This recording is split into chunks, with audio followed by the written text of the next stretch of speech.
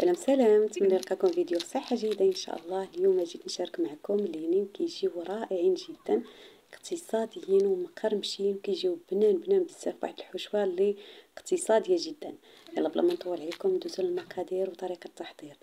غادي ناخدو واحد جوج ديال الحبات البطاطا اللي كيكونوا كبارين شوية، كنقشرهم ونقطعوهم هكا قطع صغيرة، من بعد كنسلقهم بشوية ديال المليحة. كناخد هذيك البطاطا وكنمعسها مزيان مع معلقه ديال الدقيق. صافي من بعد ما كنمعسها مزيان كناخد التتبيله التاليه. كناخد واحد البصله اللي كنكون شحرتها، وواحد شويه البصل، شويه الملحه وشويه ديال القزبر والمعدنوس. بالنسبه للملحه راه غنقلل، لان غادي ندير واحد المعلقه صغيره ديال الهريسه، وبطاطا راها عندي اصلا فيها الملحه. راه ندير فيها شويه الملحه. الطون كيكون شويه مالح. الفرماج عاود هكا كيكون مالح. كندير واحد البواطه ديال الفرماج وواحد البواطه ديال الطون وواحد القليل هكا من الفرماج، باش كيعطيك ديك التعليكه وكيجي واحد المذاق فيه رائع جدا.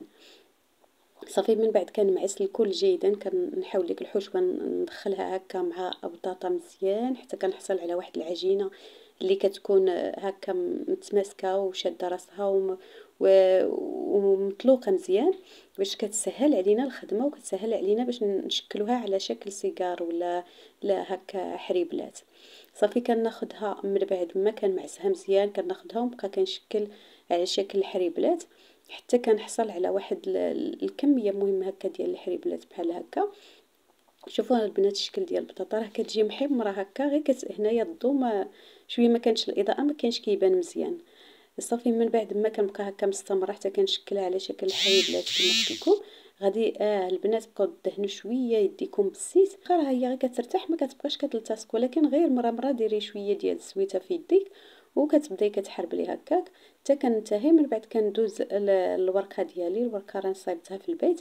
كناخذ واحد شويه ديال الدقيق مع الماء وكنديرو في واحد السليفه وكنبقى نشد به هكا دوك السيجارات ديالي. بالنسبه للبنات اللي كيسولوا على ان لينيم ولا البريوات كيبقاو يطرطقوا لهم، راه البنات كدير واحد الخطا في الخدمه ديالكم. كتاخذوا من المره الاولى ديك اللويه الاولى كتاخذوها كتبقاو تزيروا على الحشوه.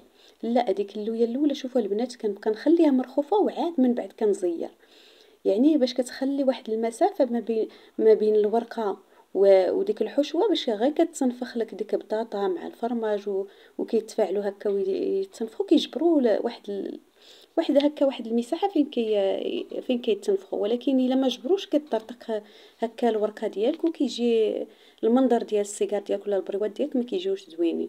ومن بعد فاش كنوصل لداك الاخر كنبدا كندهنو بشويه كما قلت لكم ديال الطحين مع الماء، وكنبقى مستمره حتى كننتهي. راه الورقه تبارك الله كتخرج زوينه بزاف، راه حتى الاضاءه ما كايناش داكشي علاش ما كتبانش بزاف. ولكن هانتوما كتشوفوا راه فاش كنزلها راه كتبان طاوله العمل من الورقه. صافي كنبقى مستمره انا هكا شاطوري دوك 5 ديال الحبات.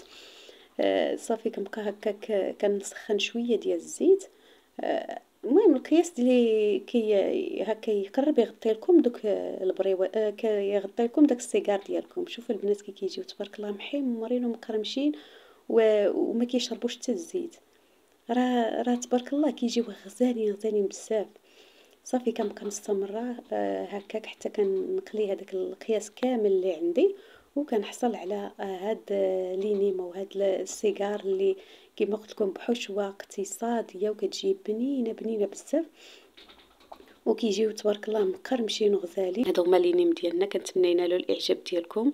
تجربوهم راه كيجيو كما قلت لكم مقرمشين وكيجيو اقتصاديا، وحتى ديك البنه ديال البطاطا مع الطون كتجي رائعه جدا. دابا وصلت لنهايه الفيديو، كنتمنى ينال الاعجاب ديالكم. ما بقى غير نقول لكم دمتم في رعايه الرحمن، والى فيديو اخر ان شاء الله. باي باي.